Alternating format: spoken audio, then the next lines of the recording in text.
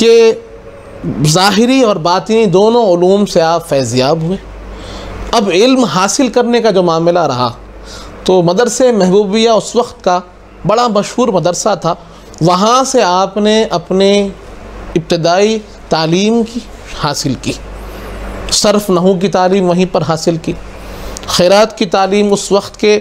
علامہ تونسی جو سب سے بڑے قاری تھے ان کے پاس آپ نے 17 کی قرات کو سیکھا، قرآن کی تلاوت کو سیکھا، حفظ قرآن بھی کیا، قرآن کے مفاہیم کو بھی سمجھا، درس حدیث بھی حاصل کی، درس فقہ بھی حاصل کی، کیونکہ باضابطہ مدارس کا جامعات کا قیام اس وقت میں نہیں تھا، تو اس وقت کے اکابر علماء سے آپ نے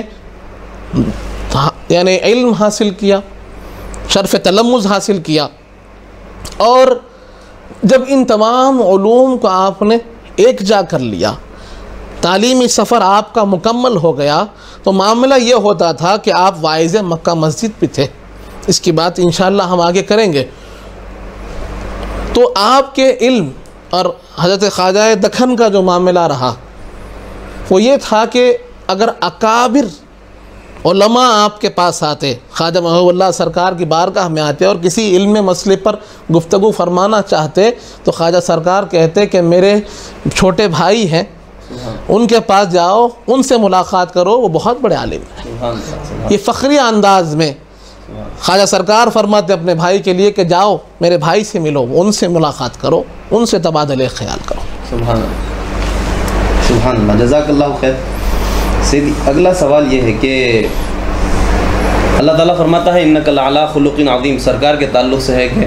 سرکار کے اخلاق کو ذکر کیا گیا، یقیناً آپ سرکار کے مظہر ہیں، سرکار کے جانشین ہیں،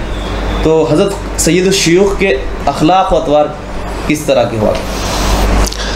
بسم اللہ الرحمن الرحیم۔ یقیناً جیسے آپ نے سوال کیا اور اس بات کی طرف اشارہ بھی کیا کہ ایک مومن کی شان یہ ہوتی ہے کہ وہ اپنے آقا کے احکام کو پورا کرے، اور حضور پاک صلی اللہ علیہ وسلم نے مومنین کے اوصاف میں یہ بات واضح کی ہے کہ ایک مومن جو ہوتا ہے وہ اچھے اخلاق والا ہوتا ہے۔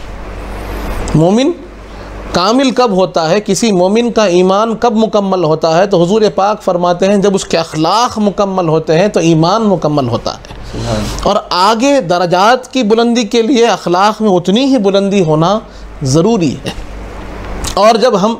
حضرت سید الشیوخ کے اخلاق کی بات کرتے ہیں، آپ کے انداز گفتار کی بات کرتے ہیں، تو جیسے ہم نے جانا کہ آپ کے مزاج میں سادگی تھی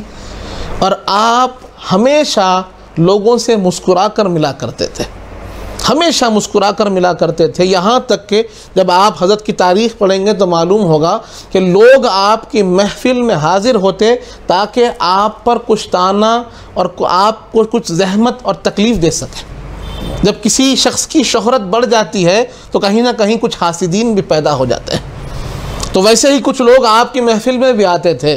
کہ حضرت سے کچھ باتوں کو پکڑا جائے، اس پر کچھ گفتگو کی جائے، یا پھر حضرت کے سامنے کچھ ایسی باتیں کریں کہ جس سے ان کو تکلیف ہو۔ لیکن لکھنے والے مؤلف لکھتے ہیں کہ جب حضرت سے وہ لوگ ملاقات کرتے تو حضرت کے اخلاق سے اتنے متاثر ہوتے کہ پھر وہ حضرت کی محفل کا ایک اٹوٹ حصہ بن جاتے، حضرت کے مرید بن جاتے، حضرت کے معتقد بن جاتے، اور حضرت کے بتائے ہوئے راستے پر چلنے والے بن جاتے۔ تو آپ جب یہ بات دیکھتے ہیں کہ لوگ کس سے متاثر ہوتے ہیں یا لوگ آپ کے کیسے بنتے ہیں، تو لوگ آپ کے اخلاق سے آپ کے بنتے ہیں۔ آپ کے ہم فکر کیسے ہوتے ہیں تو کوئی اور چیز نہیں، ان کو آپ کے اخلاق متاثر کرتے ہیں۔ اور تبلیغ کا پہلا اصول ہی ہے،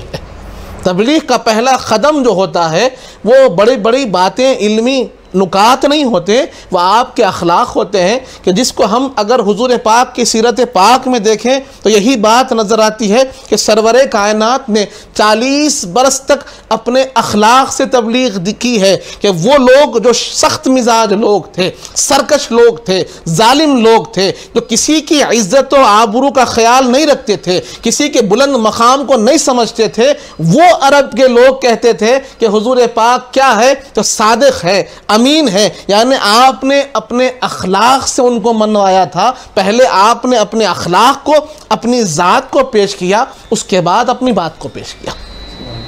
تو کوئی بھی جب آدمی دینی راہ پر چلتا ہے تو اس کے لیے